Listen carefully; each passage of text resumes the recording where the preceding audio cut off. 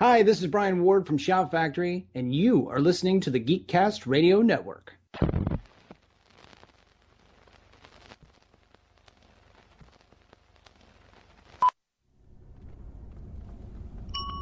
Rerouting. Hello and welcome to Geekcast Radio. I am TFG and Mike, and this is going to be another special interview. We just interviewed the composer of Mission Impossible Rogue Nation, Mr. Joe Kramer.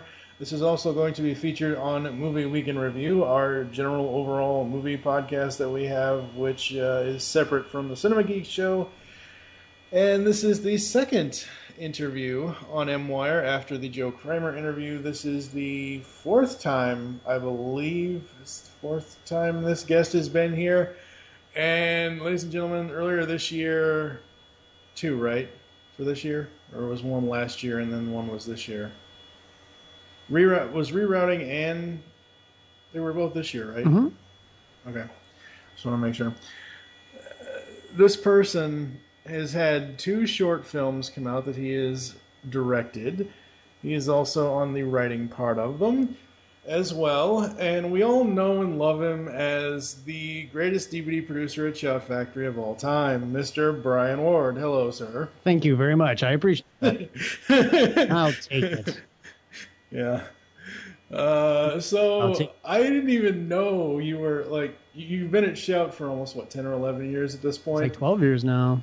12 years now, yeah. And you've also been directing short films for 11 of those 12 years.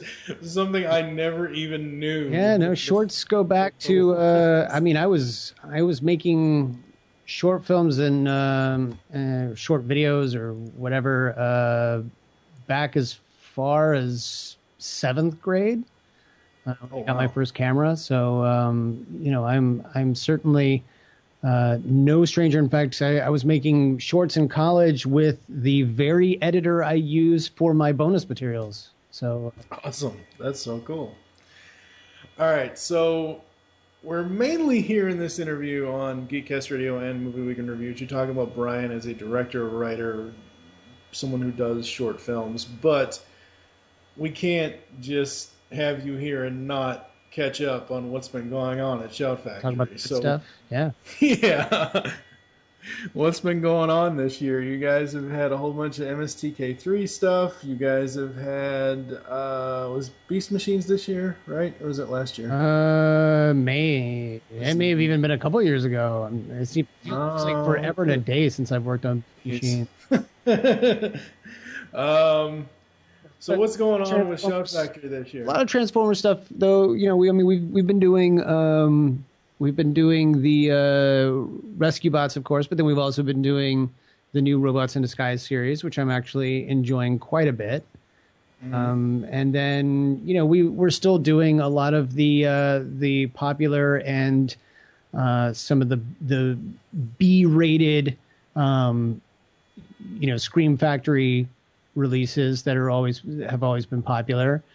Some of the ones that I have been really excited to work on in the past little bit that I know have been announced. If you're a comic book fan, we've got the documentary about Image Comics called The Image Revolution that I really enjoyed working on. And that one is literally the extraordinary rise and even fall and then rise again of Image Comics.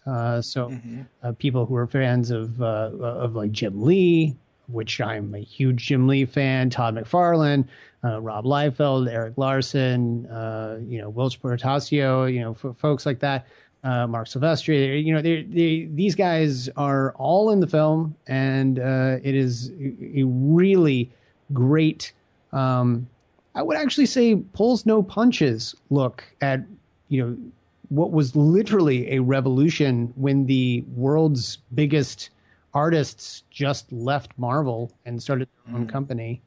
And so that one's been a lot of fun. I just recently finished up a Blu-ray that I've loved working on. It's actually one of my favorite Kevin Costner films called No Way Out with Gene Hackman and Sean Young and Will Patton.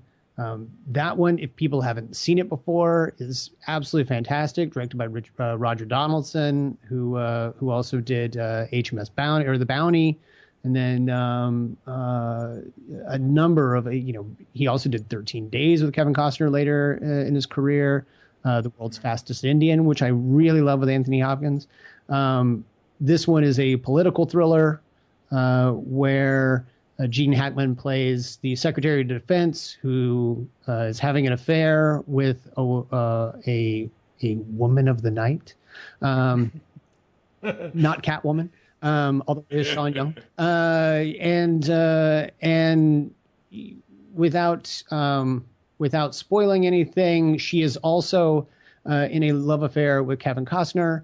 Someone ends up dead, and suddenly Kevin Costner has to find the killer without also suggesting that he could be the killer. So, it's pretty great. So that one's awesome. I don't know. It's just been a lot of really cool stuff. And then unfortunately, because it's December, I am working on and just wrapped up a couple of projects that haven't even been announced that people are really going to be excited about.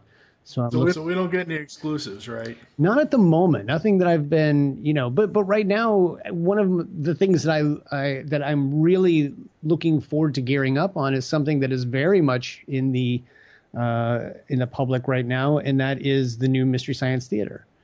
For people who don't know, Shout Factory bought the rights to Mystery Science Theater 3000, not just licensed, which we've been doing for the past several years now, but a deal many years in the making. We finally purchased the rights and now co-own it with Joel Hodgson, who fans would know, of course, as Joel Robinson, the original man with the bots up in the Satellite of Love. And together we are going to unite to create brand new episodes of the series. Our Kickstarter just ended 2 weeks ago, and or not even 2 weeks ago, a little over a week ago. And we funded enough. We originally wanted $2.2 million to fund 3 brand new feature-length episodes of the series. 5.5 would have funded an entire season of 12.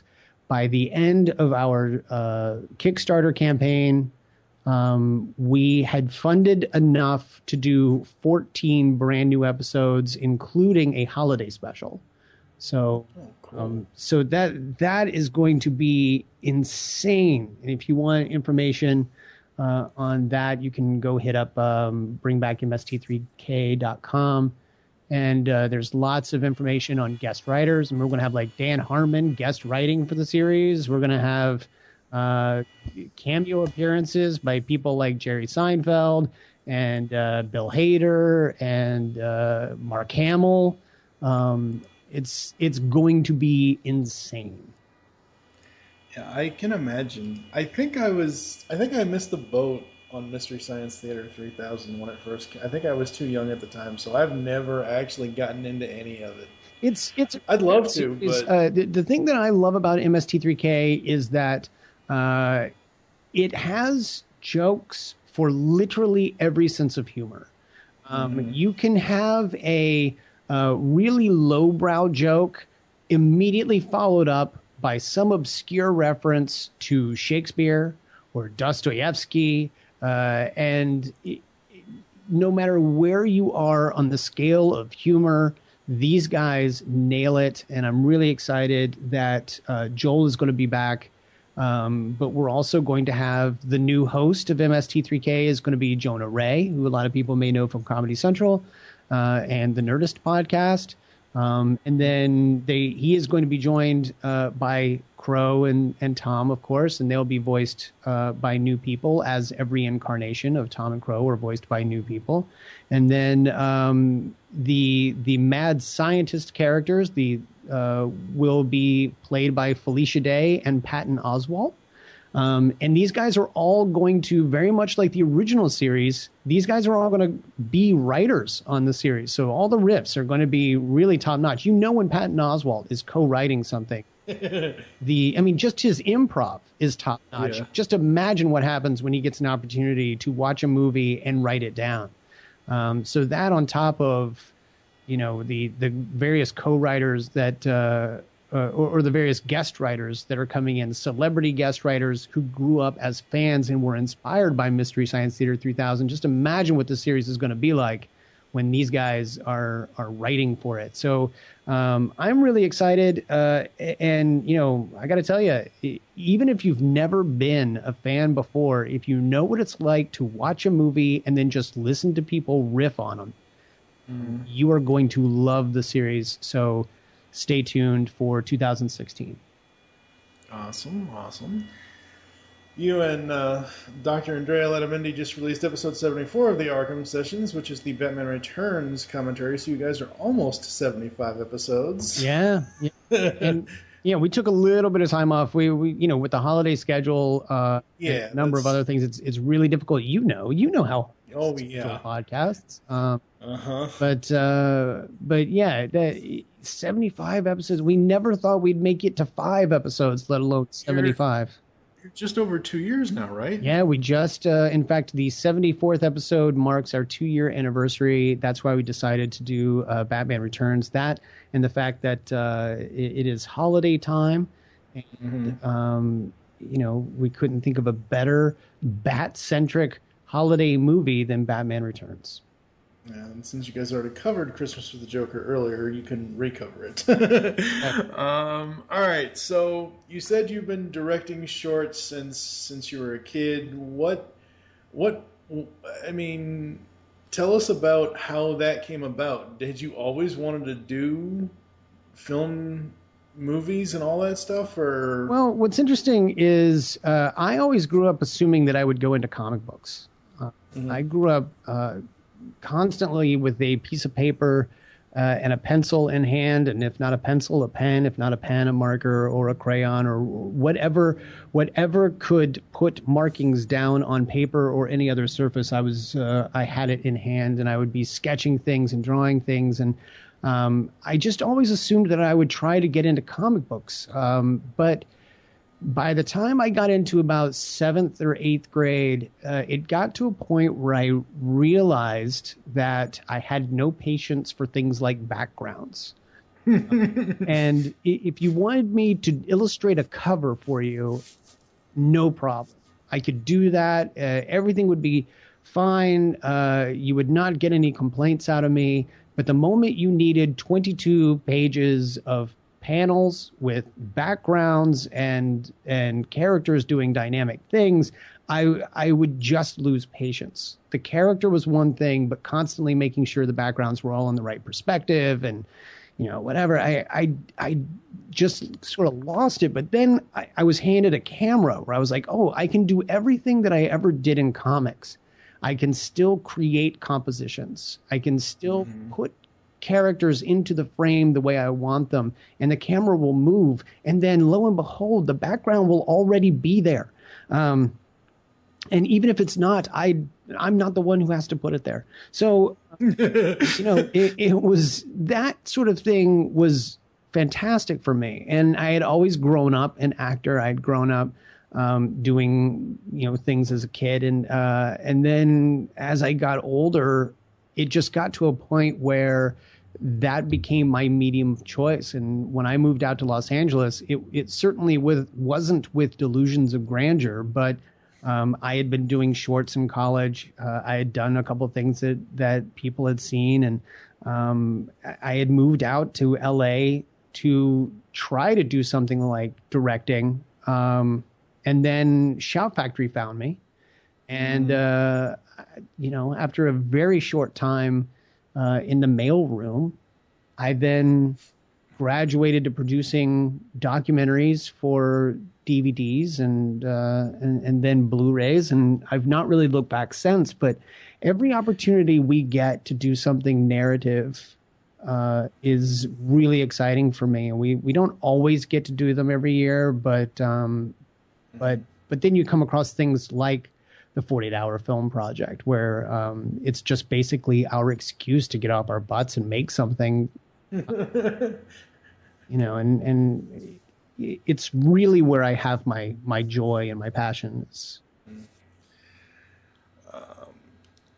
So with the 4 films that you had sent me were, for people that don't know, and I will put these in the post, people, The Pattern, The Junket, Rerouting, and Almost Midnight. Almost Midnight is the newest one. Mm-hmm.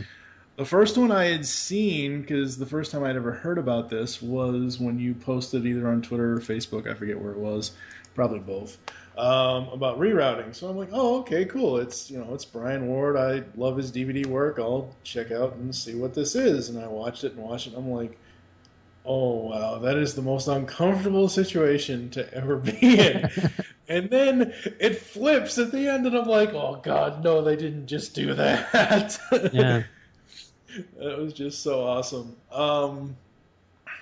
So talk to us about Slushpile. What's the goal with them as far as like shorts in the future and ideas and that kind of stuff? Well, Slushpile started out. It was sort of an amalgam of when I was a kid, I had always had like little film companies and things like that. And my best friend Frank Moeller, who people might recognize as the editor of my bonus features, he and I have been best friends for 20 years now. Mm-hmm. We've known each other since the 3rd grade, but after 6th grade, my father was transferred to another state, and we lost contact. And then we met again on the 2nd day of freshman orientation in college. And just by coincidence, just sitting down next to one another. And we've been inseparable since. He really took a liking to editing. And I was already a big fan of directing at the time. So it got to a point where we just started making as many things as possible together. And we would take classes that would allow us the opportunity to make shorts, whether they were 3 minutes in length or 30 minutes in length. And he was always up for the project. When it came to the 48-hour films, he had already done one in Atlanta in 2002, I think it was. And when he came out about a month later to move out to Los Angeles, I had already been here for a year. He was like, Brian, I had just done this thing in Atlanta. You've got 48 hours to make a movie. Let's do it. And so we did. And within a couple of years, we'd sort of merged our 2 entities together, and it became Slushpile Entertainment. All because I don't know how familiar you are with the literary publishing field, but the Slushpile is the unsolicited work that writers send in, and right. You're very lucky if you get noticed. And so we were like, well, that's us. We have no agents. We aren't solicited. We are the Slushpile. And so Slushpile Entertainment was born, and we've made 4 or 5 shorts out of the 10 that we've done total through the 48-hour film project. I think 4 or 5 of them have been through Slushpile. We just started putting together a website where people are going to be able to see all of the shorts we've done, whether it's through our original homemade films or Forced Perspective Media, which was a little company we had at the time where we were doing like corporate videos and things like that. And then Slushpile Entertainment, which who knows? We would like to take this company and actually do something, whether it's creating additional bonus content for other people or making other short films. Basically, we just wanted to have a hub where people could come and check everything out. Mm-hmm. Absolutely. And as I said, the latest one that you did was Almost Midnight, and it's kind of a New Year's kind of thing since this is the holiday season and all that. After watching that one, I'm like, I need to know what the heck happened. Like, obviously, in that we know a certain character, and I don't want to spoil it for people here in the interview, but you know what I'm talking about. Yes. But it's like, after I watched it, I'm like, oh, wait a minute. How did that happen? When did that happen, and how did that affect the breakup? Yeah. Okay. All right. So you're totally on board. Basically, the way that we do things, for people who don't know about the 48-hour film project in general, it is an annual project where filmmakers from all over Los Angeles, and this is just one of the many, many cities where the 48 Hour Film Project hosts events.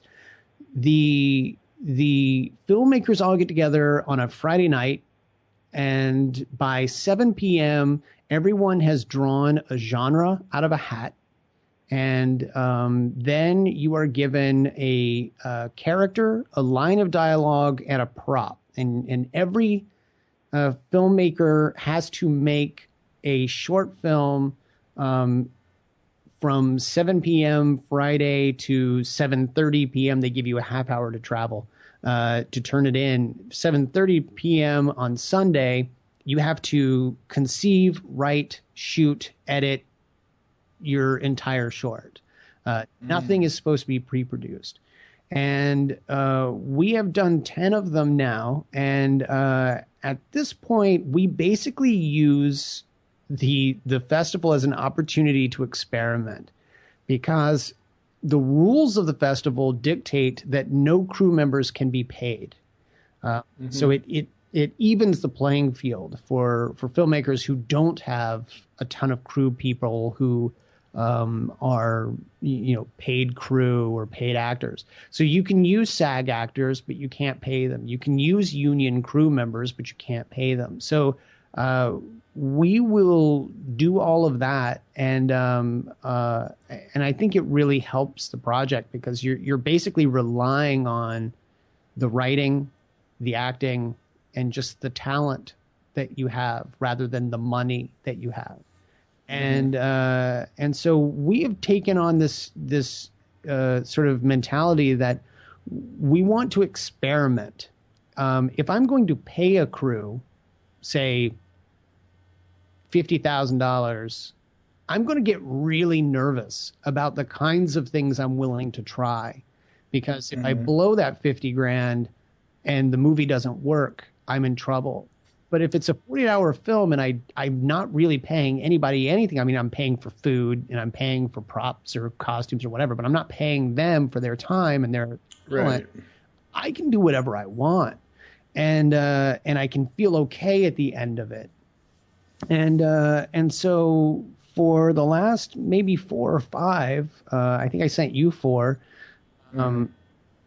It's sort of, and especially with Almost Midnight, that's the one that we just recently did, where it was also holiday themed, and we drew New Year's Eve / day, and we also drew drama, and so as you can tell, it's heavy drama. Yeah, it's nothing like Rerouting, because Rerouting is almost it's a comedy, but it's one of those ironic comedies. Yeah. And that's sort of what we're looking for, is the opportunity. Like in the case of Almost Midnight, we wanted to make the film, the film project regret drama having ever been in the hat in the first place. And so it might have worked. I think it did. but in that one, I decided to get creative. When people see it, they don't necessarily know this going in, but eventually you're watching the same party happen 1 year apart. And the difference a year can make between a couple, a young couple that is just starting their relationship, versus a family where, the house that the party is in is owned by a family with children. And then the following year, some very dramatic things have happened. And I had an amazing group of writers. A lot of times I will end up sort of spearheading the writing, and we'll all sit down that night on Friday, and we'll all sort of hash out a story idea and who will play what characters. And then I will usually go off and write it. And, once we knew what we were going to attempt, because the 2 films take place with a split screen between them, or the 2 time periods, the 2 parties take place with a split screen between them. And I was like, that's going to be really hard for me. So I gave up all of the writing to 4 really talented writers, including Tom Zoller, who a lot of folks know. He's a comic book writer. He currently does a lot of My Little Pony comics, but then he's also popular for his own comics, Long Distance, which just recently came out, which is a in trade. fantastic. Oh, it's great. Yep. And that thing is awesome. I actually interviewed him this year. he's such a great guy. Yeah, he's awesome. You know, such a humble guy and just a wealth of pop culture knowledge. And the two of us can't get through a single conversation without instantly almost speaking exclusively in Star Trek quotes. And so he'd done that, and he'd also done Love and Capes, which is sort of the Mad About You of superheroes, where it's like all of the life that goes on in the life of a superhero outside of the superheroics. I've read the first 2 volumes so far. Yeah. I'm in the middle of the 3rd one. I remember when I got to issue 8 in, I think it was volume 2, and the cover is Darkblade, and he's holding up a animated cartoon version of Tom. He's like, "All right, cartoonist boy, I'm the main character's best friend. Right. Why don't I get the cover?" Yeah. It's absolutely awesome and hilarious. Yeah, he's a trip, and he is actually the one who came up with the idea. We had been leaning in another direction, and Tom lives in Ohio. The rest of us are in LA. Tom had said, "Hey, I see that you do this all the time. If you ever want, I can Skype in, and I can help out." And so we had sort of been going in a different direction, and then we Skyped in with Tom, and he was like, "What if we do the same party a year apart?" And we were like, "Okay, that other idea we had, scrap that idea. We're gonna go with this one." And, and so once we decided to do that, Tom and my friend Wally and my other friend John Monsenfoon and then my colleague and friend Antonio Lopez, they began hashing out this story. And what's interesting is throughout the course of the night, this is a really long-winded way of answering your question, no one could figure out what had happened to or with that character. Yep. And what had happened to or with a relationship that you see. And ultimately, when I came back from talking with my DP about how we were going to shoot this whole thing, they were like, "Okay, well, we've nailed some things down. We know who's playing what. Oh, and by the way, Brian, you're playing this character." And I was like, "Oh, I am? Oh, okay." And so I realized I was acting in it. And then they told me the story, and it all came down to it didn't matter. Like we wanted it to be open-ended. Now, what you can't see, unfortunately, is something that was in the production design. And unfortunately, because of the way it was shot with the 235 matte, you're missing a little bit of information. There's a moment where I am walking past this window in the very beginning with this young lady, and you see there's a table of alcohol bottles by the window. The next time we shot that, they were all replaced by soda bottles and water. And so we were like, "Oh, maybe there's some character was affected by maybe the alcohol. Oh, how was my character involved with that?" And things like that. So we let the audience basically sort of work out the story on their own. But we do have Frank actually came up with, I think, the best possible backstory scenario, where my character is not responsible but takes responsibility, and hence my reaction to things later. But I think that's okay. When I watched it, and I mean, because I haven't watched something split screen since the days of Tony Hawk Pro Skater 2, honestly. When I watched it, I didn't have a problem keeping up. It was very well done as far as between the two screens, and you obviously know there's a split, but it kind of flows together, kind of like the way it's supposed to at the end, and what happens at the end of the thing. But the one thing I noticed throughout the entire thing is the only thing that remains the same between the year that's passed is the drunkle. Yes. And I'm glad that you noticed that too, because that was one of those things. The required character for that particular project was Bruce McLean, comma outcast. So they always give you a name, and they give you an occupation or some sort of characteristic, and you don't necessarily have to use the name as long as we can see that person is an outcast or a teacher or a whatever, or you can just call them by their name, and that's fine too. We just assume they're an outcast or whatever. And in this case, my friend Brad, who I have loved dearly for about 13 years now, he plays that character so well. And you picked up on it. He's the only character who hasn't even changed clothes. Well, I didn't pick up on that, but well, and he has no real character arc, and he's literally wearing the same costume. So it's almost like not that he wore that set of clothes for an entire year, but that he's the guy who's like, this is my outfit to go out to parties in. Where it just becomes a thing where if you're going to take a snapshot of each year, he was going to be wearing that same thing because God, that's what he's always wearing at parties, or that's what he's always wearing at family gatherings or whatever. In fact, there's a line of dialogue that this girl says as she's walking up and she crosses between the 2 years. And she says, like I said last year, don't touch me. And then, and as he crosses over, we see that he's wearing the same outfit, and she literally says, "Oh, you never change." Yeah. And that could be seen as any number of things, but we were like, tee Yeah, no, it's simply awesome. It really, really is. Everybody needs to go watch these shorts because they're just so good. Some of them, like some of the earlier ones, like the Junket, I really like. That one is just me doing my day job.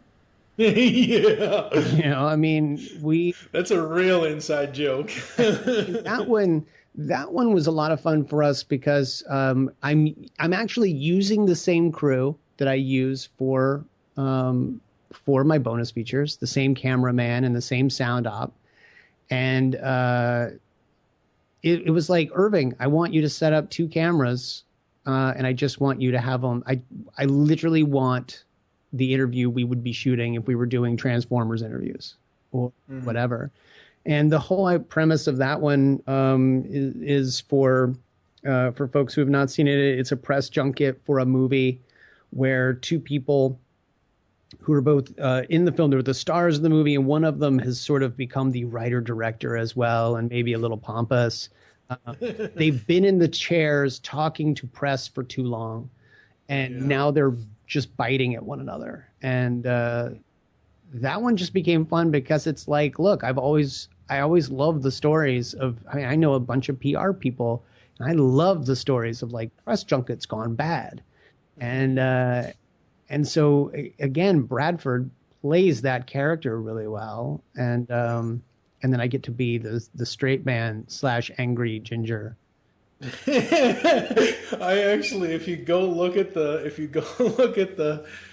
video, I actually commented on it like, "Oh my God, Ginger Rage, you did not go there." Yeah.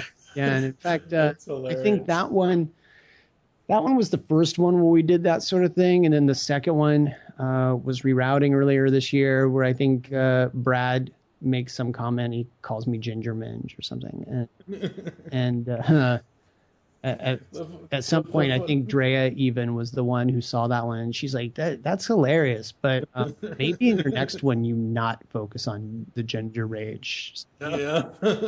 So we did.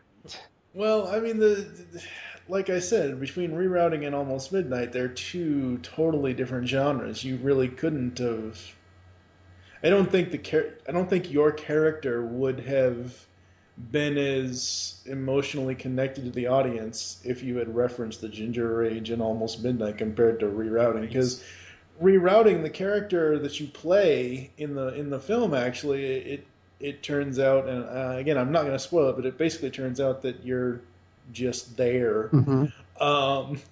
And I think my favorite part, and this is just something so little that maybe only I picked up on, was as you're backing out of the driveway, just shaking your head. You're definitely not the only one who's picked. Okay. In fact, I'm told a lot that I mean, granted, my face is what's in the foreground, but I can never stop looking at.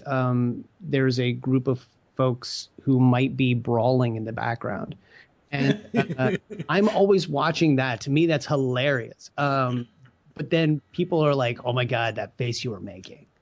Yeah, like, that's just my reel. I got to get out of the face. Yeah, pretty much. All right. So is there anything at all that you can tease for us that's coming for Shout Factory or for Slushpile?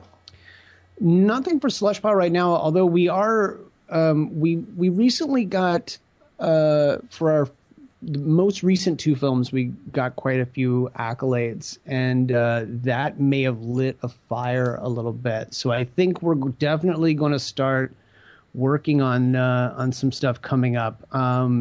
If not another short, one that we can do in longer than a 48-hour period of time, that would be fantastic. So I think we can actually have a little time to plan things. I think we'll definitely do that. But then I'm also talking to a couple of people about a long gestating